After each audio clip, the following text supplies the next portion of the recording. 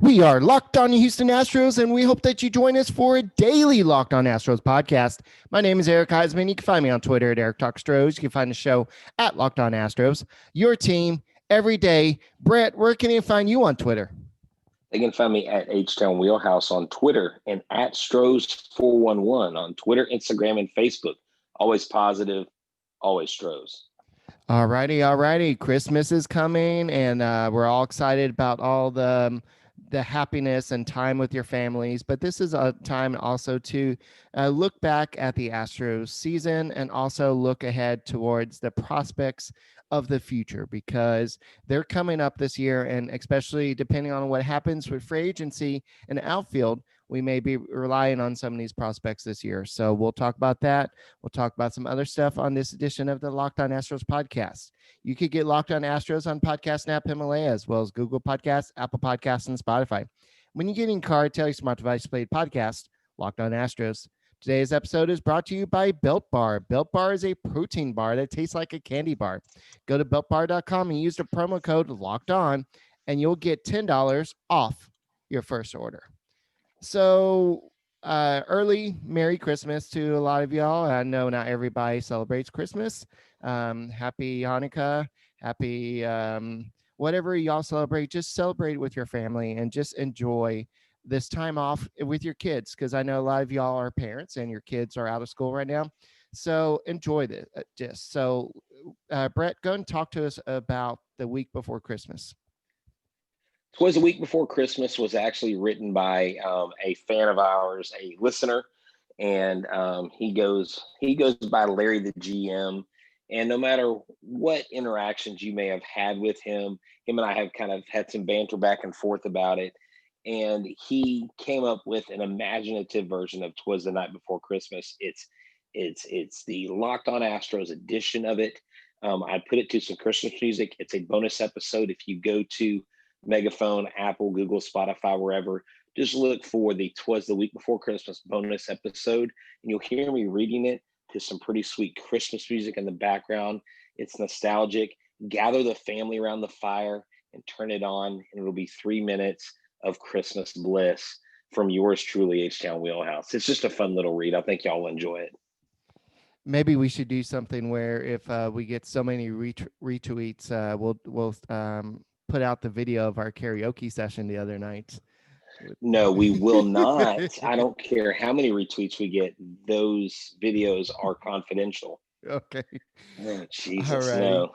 Yeah, so go give that a listen to. So everybody's got their own wish list. It depends on what age you are. And I was just thinking that it was so much easier when the kids just wanted toys.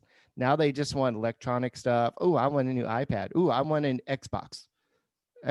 Okay, yeah, that's not happening.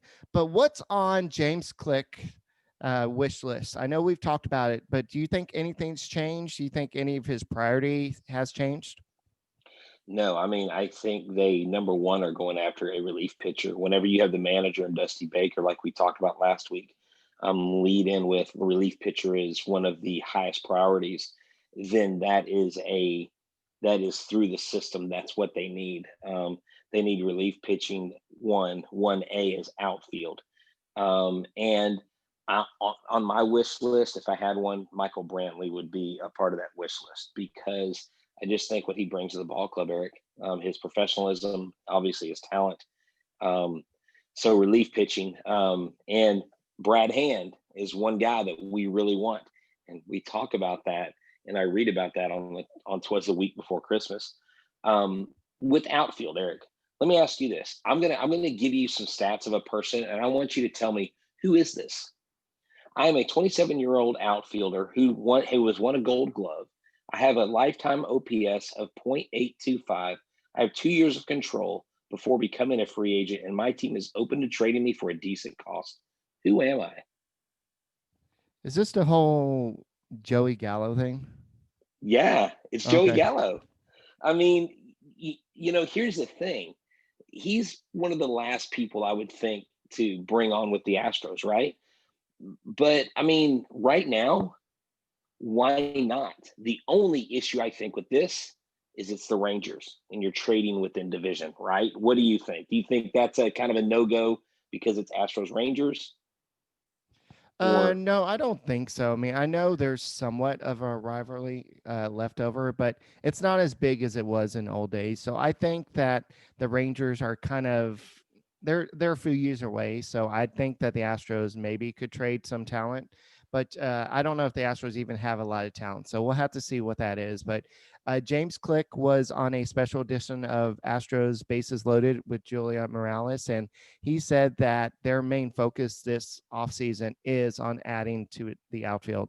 And that includes they're making their best effort to bring back George Springer or Michael Brantley. He didn't use those by name, but he said we're looking at bringing back the other people, the people that we lost. And if that doesn't work, then we'll find somebody who fits. So I think that the outfield is probably the biggest concern and the biggest thing that they put on their wish list for Christmas.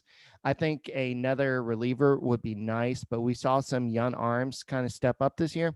And there's always some cheap arm you can go out there and get closer to spring training. Maybe they're not the best arm, but yeah, if you want a closer, you got to put that on top of your list. And unfortunately, I think the Astros are going to be going after an outfielder. And so that's just what I think. now, Eric, with all this being said, I need to bring up something because I really think the people out there want to hear about this. Okay. And it is about a new website and a new partnership we have with BetOnline AG. Okay. Listen to this. Are you ready for some football, like college football, as we head into the bowl season and seeing A&M get ripped off, not getting in the top four? There's still big matchups going on. NFL regular season finishing up with the playoff picture becoming clear. There's only one place that has you covered, one place we can trust. That's betonline.ag. Sign up today for a free account at betonline.ag. Use that promo code locked on for your 50% welcome bonus. That's right, a 50% welcome bonus, and you will get top games, you'll get headlines in sports, you'll get all the latest information you need to go become a successful sport better. Do that with betonline.ag.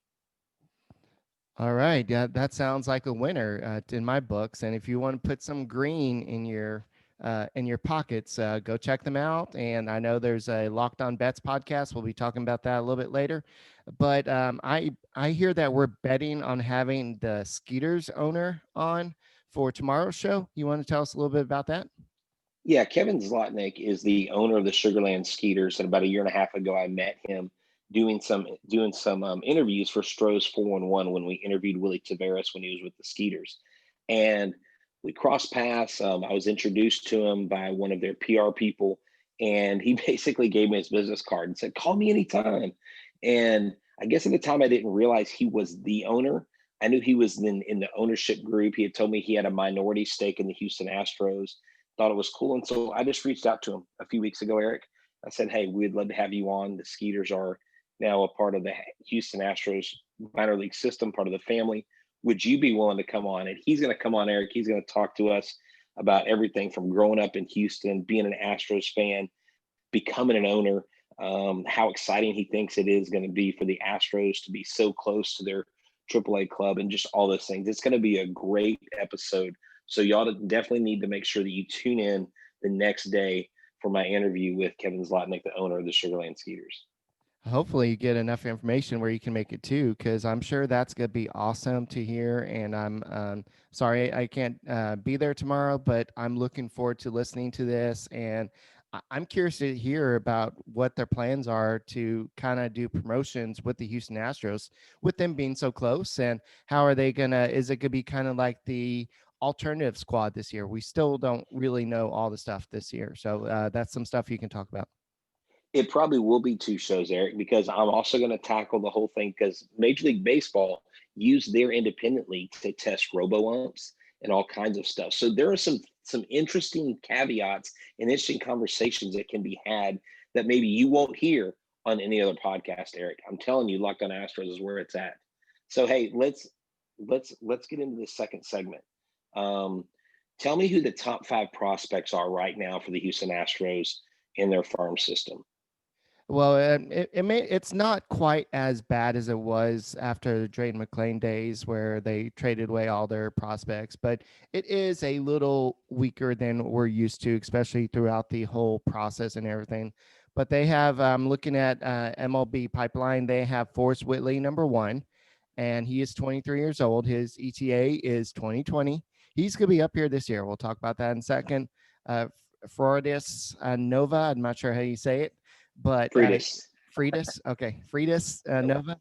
He is his ETA is 2022, and he's only 20 years old, and he's a kind of a he's not short, um, but compared to Forrest Whitley, he's a 6'1". Forrest Whitley's 6'7". So Nova's about the same size as I am, height wise, and are actually a little bit taller. Then they have Brian Abreu. This is somebody who the Astros have seen a lot of, and I know he reported out of shape this past year. But somebody who's been rocking the Dominican League is Jeremy Pena, and this is a guy that the Astros have high hopes for, and he is his ETA is 2021. And then Corey Lee, this is the Astros future catcher. He is the type of guy who could be everyday catcher. So those are the top five. I know that Forrest Whitley carries the weight because a lot of people know who he is. But I think Jeremy Pena, if he can hit like he did, I know he kind of slowed down in Dominican a little bit, but he just kind of showed his skills. And there's going to be somebody else that's going to be joining the fray at some point once he officially signs. But who do you want to focus on right now? Well, I mean, obviously, Forrest Whitley is the guy that, to me, it's a make or break year for him. He's either in or he's out. Now, when I say he's out, I think he's got to vie for his major league life this year, and I'm hoping that when he goes into the season, that he doesn't feel that pressure. I'm hoping that he comes in just with a willingness to grind and fight. And to me, he's been through enough adjustments now that he's kind of a seasoned veteran where he's at, and it's time for him to move on. The other guy, though, Hey, Eric, hold that on. Before we move yeah, on, go ahead. I'm Yeah, looking at his scouting report, and he's got a 65 out of 80 with his fastball, which is pretty good. Curveball, slider, changeup, overall is 60. Guess what? The thing that's probably kept him down the longest is his control. It's mm, ranked as a 45, and that's pretty low for a starter. So hopefully they're able to kind of fix that once he gets up here and maybe being with the big boys in spring training, and hopefully he's probably going to make camp. There's no reason for him not to make camp, and yeah, so we'll have yeah. to He'll see what make camp. happens. I mean, yeah, he'll be there. I think another interesting prospect is, Brian Abreu, but Freitas Nova, out of him and Pena. Pena could leapfrog him. I know Nova is set to preview sooner. I mean later than Pena, but one of those two guys is going to come up if they have. Hopefully, there's no IL stints, and I don't want Correa or Altuve to deal with anything. But it's a long season. If we have a full season, we know things happen. And so, of those two guys, I mean, I can see Pena being the guy that leapfrogs Nova. Now, here's the thing about Nova. Nova was popped with a PED suspension a while back. He came up with the Marlins. He got popped with PEDs, and then the Astros signed him for like $1.2 million because he still had a lot of promise. And so he's got a Right. very high ceiling. And I don't think the Astros are really, obviously. I mean, they gave $1.2 million. You don't give that to just anybody. And so the one I'm most excited about is Corey Lee because, like you said, I think you hit the nail on the head. He is the catcher of the future, and what this kid has to offer, Eric, I think is something special. Yeah, his power is ranked as a 55 out of 80. His arm is a 65 out of 80. His hit is a 45. He's a good fielder, 50 out of 80. So we'll have to see. I know there's been some questions about possibly can he hit at big leagues, but there's definitely going to be that power there, and that's what you're looking for. So we'll have to see what he's doing. I think that he was in Class A with the City River Bandits, who are not part of the Astros minor league system anymore. So unfortunately, because that was a pretty cool park. So anyway, we're going to go ahead and talk a little bit about the future, and also what about if you're hungry and you just want something to eat in the future or right now or whenever, what could you get? You get the best tasting protein bar ever. It's Built Bar. It is improved. And like, if you would have told me when I first had Built Bar that they were going to improve it, I would have laughed in your face because there's no way you can prove a perfect like formula of chocolate, protein, no fat, low sugar content, and they did. I mean, this bar is wrapped in 100% chocolate. And Eric, they've got these holiday flavors right now. Y'all have got to get these white chocolate cherry, white chocolate cookies and cream. I mean, just so much more white chocolate coconut. There's all kinds of flavors, dude. I want to tell the people at home if you want to start simple, just with the regular chocolate, go with the cookies and cream. I said chocolate like my friend's 2-year-old son says it. Chocolate, I like it. Anyways, cookies and cream, 17 grams of protein, 130 calories, 4 grams of sugar, and only 4 grams of net carbs. Great for the healthy, conscious guy or girl. Whether you're working out, whether you have a long day, no matter what it is, you go to builtbar.com right now. Use the promo code locked on. You'll get 20% off your next order. Use the promo code locked on for 20% off at builtbar.com. And here's the thing, when you order and you get a box, they send you coupons. They send you coupons for more discounts. Go get it. All of the protein bars are subpar. This is second to none, the best Built Bar on the market. Alrighty. So speaking of the best on the market, I know that Jeremy Pena, he's been tearing up the Estrellas 2020 winter ball team. That's a Dominican team, and you want to go ahead and go over his stats. I mean, he got off to a slow start, but he's kind of came back to earth a little bit, but it's still impressive. No, yeah, definitely. And in 100 plate appearances, 93 of those are at bats, 13 runs, 27 hits, 3 home runs, 4 RBIs, a couple doubles, a triple, hitting at 290 with a 340 OBP, 430 slugging percentage, and a 770 OPS. When he did hit the ball out of the park, it went, I mean, it flew, it popped off his bat. And not only that, if if you have a pulse and you're on Twitter and you follow Astros, you've seen his defensive play. His glove in his arm is astounding. So I think this kid is the total package. The tough part is you've got Correa and you've got Altuve.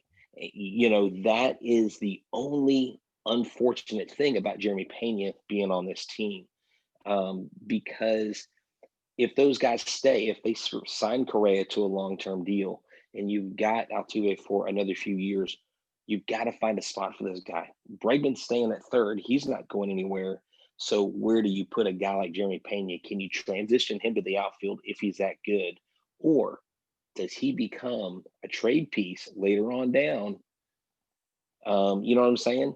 Or do you, I mean, I don't know. Like, there's so many different things you can talk about. You keep Correa, what happens to him? If Correa leaves in free agency after next year, then you've got him, right? To rely on. But I think the sky's the limit with this kid. Eric, there's also someone else out there that a lot of people aren't talking about, Pedro Leon. He's the number 6 international player, and he's believed to be able to be up on this club come mid-season. Yeah. And we were going to do this last show, and I looked up his stats and on the Cuban League stats. Last time he played in the Cuban League was the 2018-2019 season, because I don't think that they did it last year because of the coronavirus. And even if they did, I think because he already declared that he was going to go into, he wants to join the international free agent pool, maybe he couldn't play. So I don't know all the rules with that, but I was shocked at his stats. And this kid is he's not really a kid anymore. He's 22. So I mean, he's a kind of older kid. So you can't really call him kid, but still. So in that season, he had 152 at bats, 33 games. In 33 games, he had 15 homers, 36 RBIs. He had a 383 batting average and a 789 slugging percentage. you may be saying, well, looking at the batting average, what's going on with the slugging percentage? Why isn't it like in the thousands? That's why I was. Oh, sorry. I'm looking at OPS. Sorry, I'm feel stupid now. But the slugging, the OPS is 1256. So sorry, I It's didn't see okay. that part. No, But still, no, but here, it's just amazing. 26 strikeouts in 152 plate appearances, and you know, that's 33 games, 26 strikeouts. That's not a lot. well, here's the thing. So, we got Yuli later in his baseball life, right? This could be what Yuli Gurriel could become or could have become had he started, come into the league at 22, 23. I mean, if Yuli Gurriel could have come up with the Astros when he was younger, I think the guy makes a legit, I'm not saying he's going to be a Hall of Fame candidate, but he makes a legit talk about being one of the best players, especially at first base. His glove has been phenomenal. But I love it that this kid is coming to us. And even though he's 22, he's not as young as Juan Soto, who apparently is still 21. But he will come to us, and the Astros will be able to develop him at such a young age. And I think it's excellent. This is one of those signings. It's one of those things that people talked about. Hey, the Astros didn't have the international pool money or whatever taken from them, and you know what? Sorry, Yeah. we're going to take advantage of it. I remember saying, if you want to punish Jeff Luno, do it like that, because Luno is always good with the international free agency market. And so I just find out what happened, why he didn't play last year, but he defected. So once you defect, I guess you can't play in the Cuban League anymore. So that makes sense. Yeah, but yeah, they're like, you're no longer there anymore. Right. Yeah, something like that. So, but it's expected to happen. I believe it's supposed to like mid-July, I mean January or something like that. That's when he's going to be signed. He's probably going to report to minor league camp. They may give him a major league invite, but especially if he hasn't played baseball since a year and a half or something, you may see him have a lot of a extended look in the minor leagues. They may start him kind of low, then kind of move him up like that, kind of quickly, like they did with Yuli. Because if you remember, they did that with Yuli. They had him play in. I want to say they started off in Class A, then they moved him up to Double A, then Triple A, and then he was up with the Astros. So that could be something we see with Leon as well. And this is somebody that I know a lot of people, like you mentioned earlier, people are pissed because this is a good player and the Astros still got him despite being punished. You didn't punish them where they're bread and butter basically. So the international free agency market is where the Astros tend to do well. So this guy, he's a smaller guy, he's muscular, and he's got a short, compact swing, and that means you don't strike out as much. So Yeah, I think it's great, and he is also very, very good with the gloves. So he's got plus stuff. I mean, across the board. So he could play while center I field, by the way. So if you have that's Miles Straw start the season in center field and give him a shot, and if he's struggling and you have nobody else that you can count on, hey, let's bring up this kid Leon. exactly, yeah, and that's why I think the Astros, while I know they don't have the best farm system right now, that they're not where they were 2 or 3 seasons ago, they still have plenty to be thankful for. And that's one of the things we'll probably talk with Kevin about is like these guys, Pedro Leon, Jeremy Pena.